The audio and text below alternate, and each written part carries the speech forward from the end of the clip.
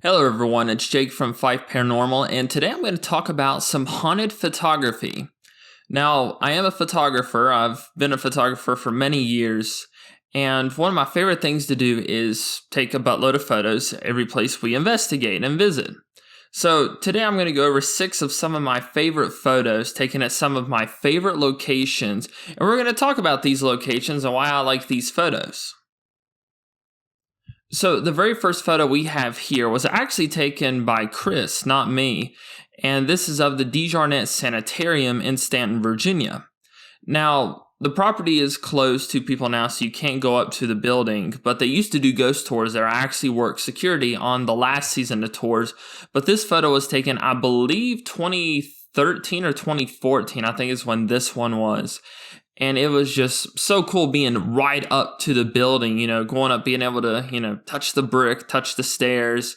You really got to feel the energy of this place, up close in person. And I really like this photo because the shadows are dark, it's got those fall colors. The building itself in the middle, it's got the white windows where they're shuttered up. But if you look in the middle section at the second floor, I guess the little, looks like a porch or a landing. It's, just covered in shadows, much like the history of the place. And I absolutely love the clouds. It makes it super dramatic and I think really sells the image. So the second photo that I have here is actually of Jordan's Chapel near Pipestim, West Virginia. And this is a place I investigated a few years back. We actually did a investigation video there. It's a cool little place. It was the first church that I had ever investigated. And there's a lot of really, really cool history. It dates back to, I believe, 1848 or 1852 is when this one dates back to. And there aren't a lot of paranormal claims to this place, but once again, it was just cool to be able to go inside and do a few spirit box sessions, take a bunch of photos. I like this photo because, the leading lines of the pews going to the front just formed a pleasing image. I do like that somewhat the shadows are kind of murky, but with the light pouring in from the windows, it's just really cool. Also, you can tell I used flash on this photo, and that was because I couldn't decide if I wanted, the pews to be completely shadowed out and, most of the image to just be the, the pulpit up front and the windows with the light. But I just decided to have flash on so that everything would be detailed. Now, this next photo is of the Nickerson-Snead house in Glade Springs, Virginia. What's actually interesting about this photo is it's one of the few times that I actually use HDR, which is, super clarity and all of that stuff. Basically, you take your sharpness and clarity filter and you go all the way up to, usually about 80 to sometimes even 100. I think for this time I had it at about 90, 95, which usually I really don't like the uber sharp look. I just think it looks almost fake. But this was taken during my investigation earlier this year with Miranda from Ghost Biker Explorations. And I wish that I had underexposed it a little more so that I could bring the clouds out. But I kind of like the look of the clouds. I desaturated them so they're not really blue, but they're kind of, that dark grayish, and it really, fits the building, the color of the building perfectly. And I think it also shows, some of the more sinister sides of the paranormal sometimes. And I think in terms of like a promotional piece, to hype up a location you're about to investigate, I think this is a pretty good photo that just gets the job done. And this photo here is of long dark hallway at St. Albans Sanitarium. Lord, I think I've walked this hallway about 100 times by now, maybe 200. But this past time that I was there was the very first time that I actually took my Nikon D5600, which is what I use to take most of my photos and what I use to shoot all of our videos. And I did have flash on this one because I wanted there to be enough details in the foreground to really show you, how dark that hallway gets. Now, I have had many experiences in this hallway. I've felt someone, walking behind me.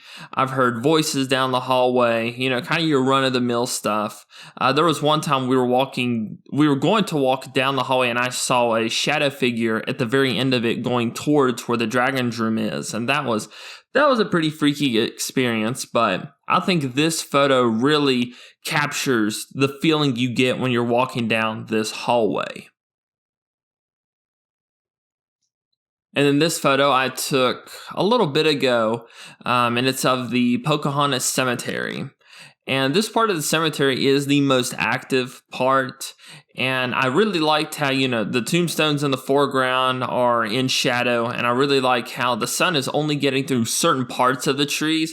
So it almost looks like you have layers of, shadow, light, shadow, light, shadow, light. And it goes from the beginning of the image, I guess at the very bottom, all the way to the very back of the image. When I was also editing this, I didn't know if I wanted to turn it into black and white or if I wanted to keep it in color.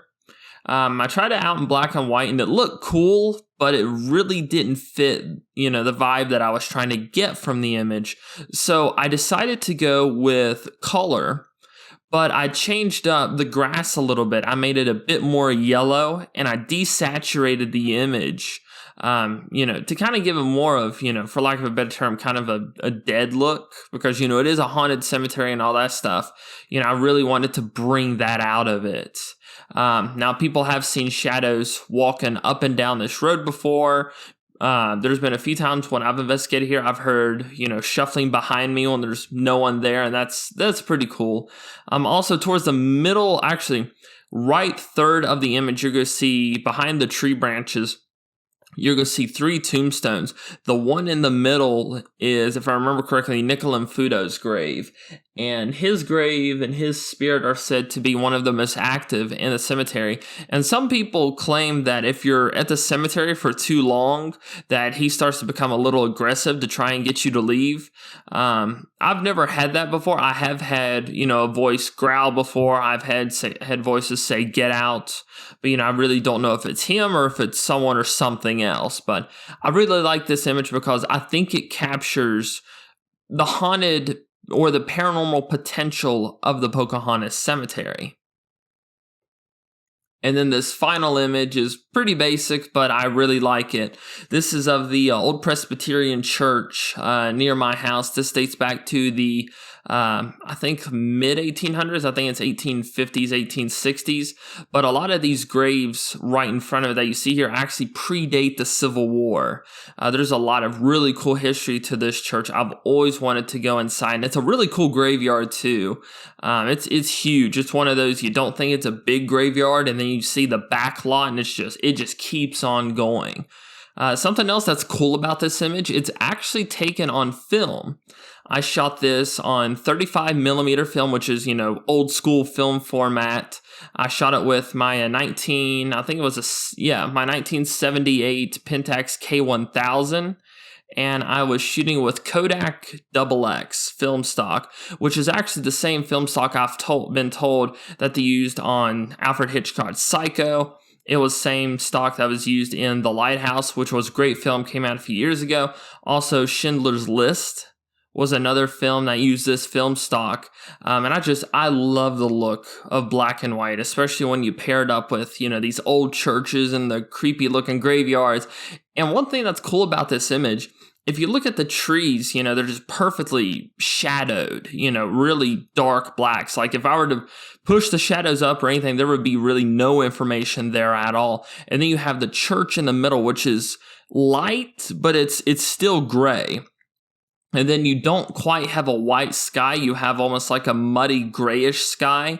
And then, of course, the tombstones just look amazing.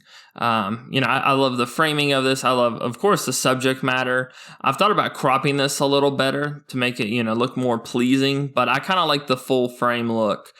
Something else that's cool about this, and the reason I actually took this photo, was it reminded me of photos that you would see in those old 1960s, 1970s books about haunted, rectories in England, or those old churches, that look like castles. And, they talk about, Roman legions being sighted, old knights and stuff.